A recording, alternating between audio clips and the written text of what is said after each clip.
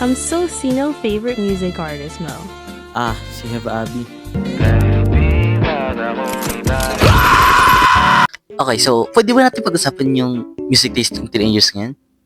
Alam ko lahat tayo, when it comes to music, we have our own preferences. Pero wala pakinggan nyo to. Bukas makalawa, laman ka na ng dyaryo. Pinagdadasal ako lagi ni mama, kaso sa iba ko napasama. Sa baril na meron laging bala.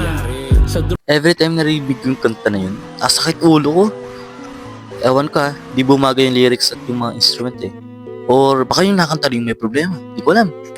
There are two types of people na nakikinig kay Have Abby. Una, is yung maasim talaga. And yung pangalawa, yung mga artistahin. Ang pogi.